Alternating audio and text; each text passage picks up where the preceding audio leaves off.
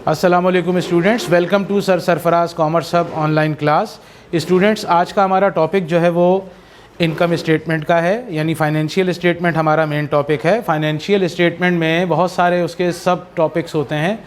इससे पहले मैं आपको एडजस्टिंग एंट्रीज़ के क्वेश्चन जो हैं उसकी वीडियोज़ लेक्चर जो है वो अपलोड कर चुका हूँ, और आज जो है मैं आपको इनकम स्टेटमेंट जो है वो बनाना सिखाऊँगा।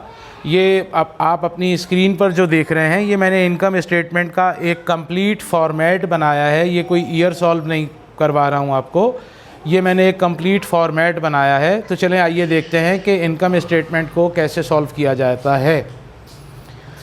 सबसे पहले स्टूडेंट्स, यहाँ पर आप कंपनी का नाम लिखेंगे, AB कंपनी, जो भी कंपनी का नाम होगा। उसके बाद आप यहाँ इनकम स्टेटमेंट की हेडिंग लगाएंगे। Income statement students for the year and पर बनती है। जो भी हमारा ईयर एंड होता है वो हम यहाँ डेट मेंशन करते हैं, फॉर द ईयर एंडेड, जैसा कि यहाँ लिखा है for the year ended December 31, 2020। Students, income statement में सबसे पहले सेल्स या सेल्स रेवेन्यू अगर हमें गिवन हो ट्रायल बैलेंस में तो वो लिखी जाएगी, जैसा कि मैंने यहाँ पर 20 लाख रुपए लिखी है, वो लिख लेंगे। इस सेल में से स्टूडेंट्स हम माइनस करते हैं सेल रिटर्न एंड अलाउंस और सेल डिस्काउंट।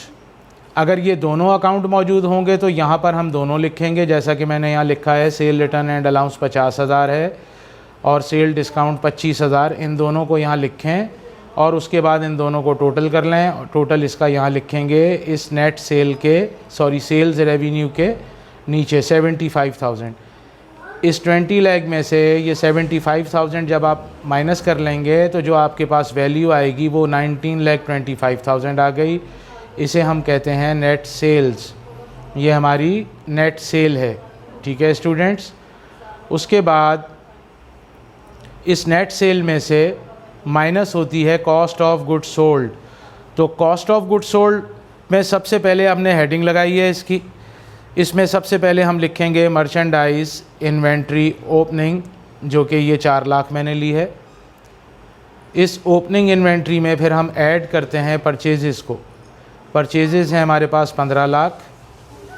इस परचेजेस में हम ट्रांसपोर्टेशन, फ्रेट या कैरेज इन, यानी ट्रांसपोर्टेशन इन, फ्रेट इन या कैरेज इन, कुछ भी लिखा हुआ हो वो इसमें यहाँ पर ऐड हो जाएगा।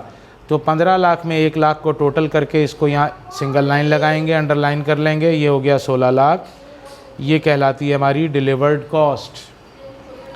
इस डिलीवर्ड कॉस्ट में अगर क्वेश्चन में students purchase return and allowance और परचेज़ डिस्काउंट ये दोनों ही दिए हुए हैं तो हम दोनों ही यहाँ लिखेंगे।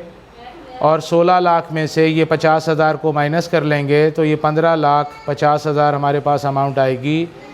इस अमाउंट को मर्चेंडाइज ओपनिंग इन्वेंट्री के देखें यहाँ नीचे लिखना है आपने। ये नेट परचेजेस कहलाती हैं, यानी साल के दौरान हमने खालिस ख़रीदारी 15,50,000 की। ठीक है स्टूडेंट्स। इस नेट परचेजेस में ये ओपनिंग इन्वेंट्री 4 लाख को प्लस किया तो ये 19,50,000 रुपये अमाउंट आ गई, 19,50,000। ये कहलाती है total merchandise available for sales, यानी उर्दू में अगर हम इसको कहें तो कुल दस्तयाब माल बराए फ़रोख्त, यानी माल बेचने के लिए टोटल इतना सामान हमारे पास मौजूद है, 19,50,000। 4 लाख का माल साल के शुरू में हमारे पास गोदाम में रखा हुआ था। ड्यूरिंग द ईयर जो नेट परचेज़ हमने की वो 15,50,000 है। इन दोनों को हमने प्लस कर लिया तो टोटल सामान हमारे पास 19,50,000 का हो गया। इस टोटल सामान में से अब हम साल के आखिर में गोडाउन में जा कर के जब फ़िज़िकल स्टॉक टेकिंग करते हैं तो वहाँ देखते हैं कि कितनी हमारे पास इन्वेंट्री मौजूद है। उसे हम मर्चेंडाइज एंडिंग इन्वेंट्री कहते हैं। वो मर्चेंडाइज एंडिंग इन्वेंट्री जो है इस total merchandise available for sale में से देखें माइनस हो जाएगी, लेस। तो साल के आखिर में हमारे पास गोदाम में हमने देखा हमारे पास 5,25,000 रुपये का सामान रखा है, जबकि टोटल सामान हमारे पास था 19,50,000। तो इसका मतलब बाकी सामान हमने during the year sell out किया। ये कॉस्ट ऑफ गुड्स सोल्ड आ गई। ये लिखा है हमने कॉस्ट ऑफ गुड्स सोल्ड 14,25,000 यानी 14,25,000। इस कॉस्ट को इस नेट सेल में से, ये नेट सेल है 19,25,000, इसमें से ये 14,25,000 जो है वो माइनस हो जाएंगे तो हमारे पास ग्रॉस प्रॉफिट आ जाएगा जो कि 5 लाख रुपए है इस क्वेश्चन में। ये ग्रॉस प्रॉफिट आ गया है स्टूडेंट्स। ग्रॉस का मतलब कहते हैं खाम को। खाम का मतलब होता है कि अभी इसमें से मज़ीद कुछ चीज़ें और भी माइनस या ऐड हो सकती हैं, होंगी, ठीक है। जैसा कि उसके बाद हमने हेडिंग लगाई है लेस अदर एक्सपेंस, या आप यहाँ हेडिंग लगा लें ऑपरेटिंग एक्सपेंस की, ऑपरेटिंग एक्सपेंस या अदर एक्सपेंस, कुछ भी हम हेडिंग लगा सकते हैं। इस एक्सपेंस पे मैंने कुछ एक्सपेंसेस लिखे हैं, इसके अलावा और एक्सपेंस भी हो सकते हैं। हमारे पास क्योंकि पेपर पे पेज पे सिर्फ जगह इतनी है, लिहाजा मैंने यहाँ बहुत सारे एक्सपेंसेस नहीं लिखे हैं। वो जब मैं आगे आपको इनकम स्टेटमेंट के फिर question year by year solve करवाऊँगा, उसमें जो एक्सपेंस भी आएगा वो फिर हम यहाँ पर एंटर करेंगे और आपको इंशाल्लाह ताला वो समझ में आ जाएगा।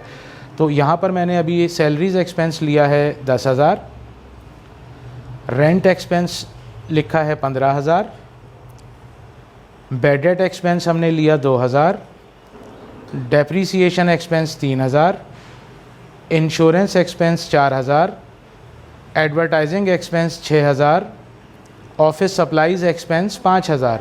स्टूडेंट्स यहाँ पर आपको एक चीज़ बता दूँ, ये जो मैंने एक्सपेंस यहाँ पर लिखे हुए हैं, हमने इससे पहले जो एडजस्टिंग एंट्रीज सीखी हैं, एक्सपेंसेस में कभी एक्सपेंस एडजस्टिंग एंट्री में डेबिट भी होता है या क्रेडिट भी होता है। तो वो प्लस माइनस करने के बाद जो एडजस्टेड फिगर आती है वो यहाँ पर लिखी जाती है।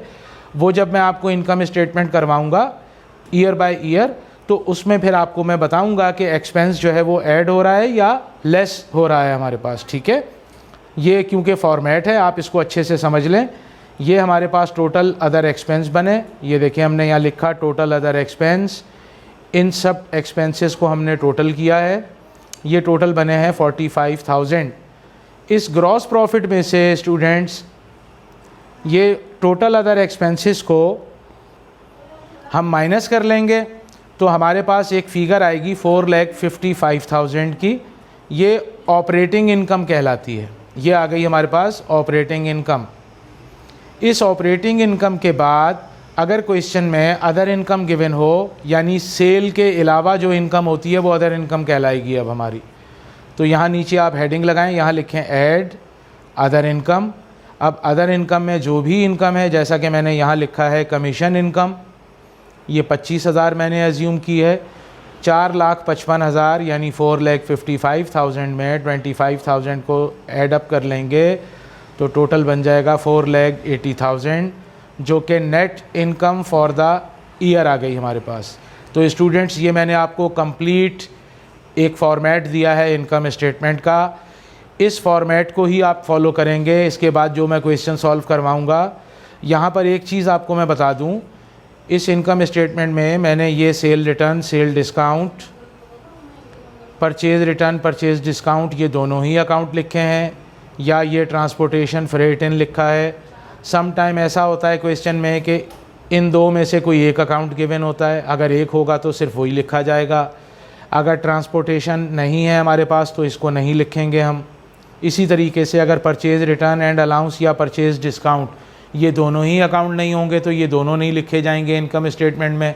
अगर कोई एक होगा तो सिर्फ हम एक अकाउंट को लिखेंगे, ठीक है। तो ये जैसे जैसे हम क्वेश्चन सॉल्व करेंगे तो वहाँ साथ साथ आपको मैं फिर दोबारा इसको एक्सप्लेन करूँगा, तो आपको ये अच्छे से पूरी इनकम स्टेटमेंट जो है यहाँ से यहाँ तक ये अच्छे से समझ में आ जाएगी।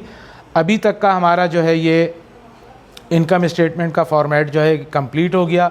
मैं उम्मीद करता हूँ कि ये आपको अच्छे से समझ में आ जाएगा, और इसके बाद जब मैं मज़ीद इनकम स्टेटमेंट के क्वेश्चन जो है वो अपलोड करूँगा, अपनी वीडियोस लेक्चर अपलोड करूँगा, तो वो आपको अच्छे से समझ में आएंगे, ठीक है स्टूडेंट्स। इसके साथ साथ मैं आपको एक चीज़ बताऊँ, अगर आपको मेरी वीडियोज़ अच्छी लगती हैं तो आप मेरे चैनल को सब्सक्राइब करें, बेल आइकॉन को प्रेस करें, ताकि मेरी हर नई आने वाली वीडियो जो है वो आपको फ़ौरन से मिल सके, ठीक है।